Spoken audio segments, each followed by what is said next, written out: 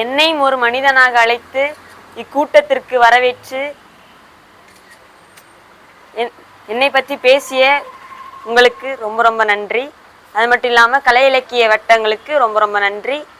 நான் அதிகமாக ஒன்றும் பேச மாட்டேன், ஏன்னா எனக்கு அவ்வளோவா அந்த பேச்சு திறன் எல்லாம் இல்லை. பேசுவேன், எனக்கு தெரிஞ்சதை, நான் இந்த உலகத்தில் பார்த்ததை, இன்னும் பார்க்கக்கூடியதை பேசுவேன். ஸோ நான் இது எப்படி எழுதுனேன்னா, ஏன் ஒரு மனுஷன் கண்ணீர் விடுறான், எதனால் அது அவனுக்கு ஏற்படுது, அந்த ஆழ்ந்த உணர்ச்சியை எப்படி குறைக்கலாம், அதுக்காக ஒரு முயற்சி தான் இது. ஒரு மனுஷன் எவ்வளோ தூரம் தான் கரைஞ்சாலும் ஒரு நாள் சிரிப்பான், அது நிலைச்சிட்டே போகணும் அப்படின்னு நினைப்பான். ஆனால் அது கிடையாது.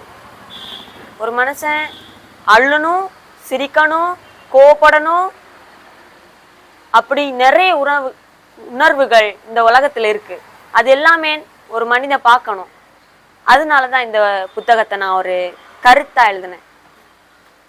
சரி, இந்த புத்தகம் எதனால் எழுத தோணுச்சு அப்படி கேட்டிங்கன்னா, எனக்கு நான் சின்ன வயசில் ஸ்கூல் படிக்கும்போது புனித பீட்டர் நடுநிலை பள்ளி கடியப்பட்டணத்தில் நான் படிச்சுட்டு இருந்தேன்.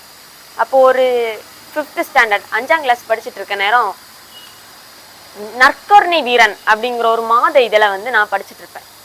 அதில் ஒரு சின்ன சின்ன கதைகள் எல்லாம் வரும். பார்த்துட்டு அது சூப்பராக இருக்கும். சரி, எப்படி நம்மளும் இதை எப்படி எழுதுனா எப்படி இருக்கும் அப்படி சொல்லிட்டு எழுதினேன்.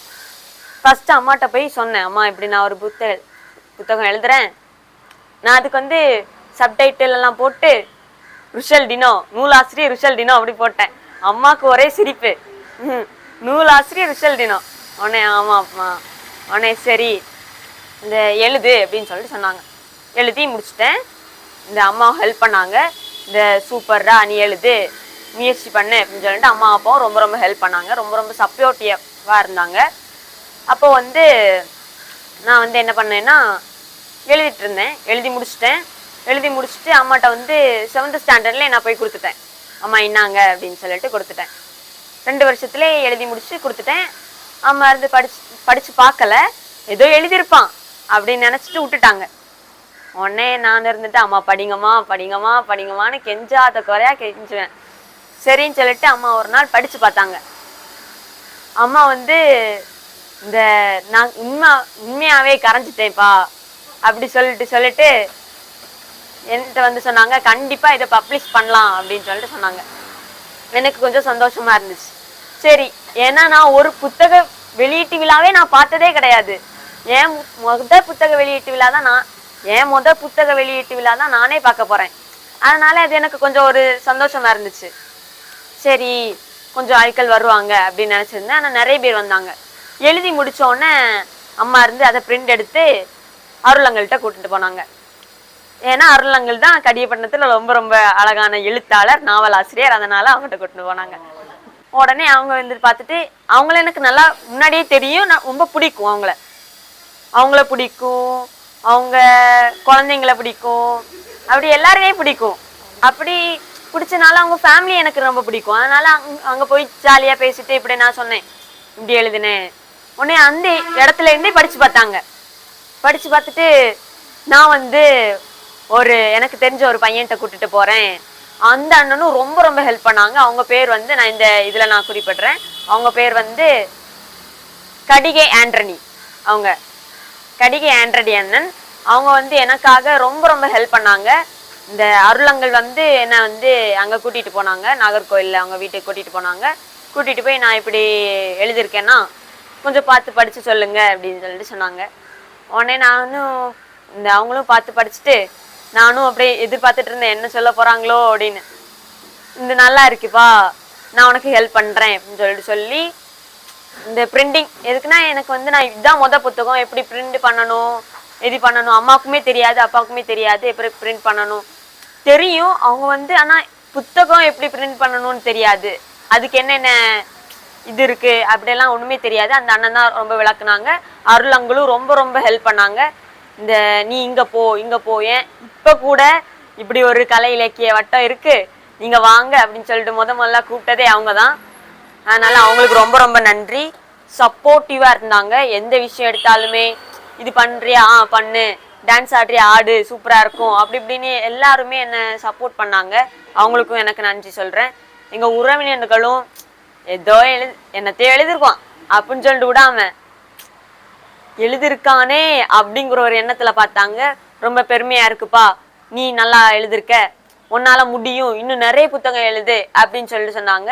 இந்த புத்தக வெளியீட்டு விழால வந்து நான் வந்து ஜாயின் பண்ணி இருக்கேன். அப்போ எனக்கு வந்து என்னன்னா நான் வந்து எப்பவுமே பார்த்தது கிடையாது புத்தக வெளியீட்டு விழாவை. நான் தான் என்னுடைய ஃபர்ஸ்ட் புத்தகம் பார்த்துட்டு இருக்கேன். என்னன்னா இந்த எல்லாரும் வர்றாங்க, பேசுறாங்க, போறாங்க.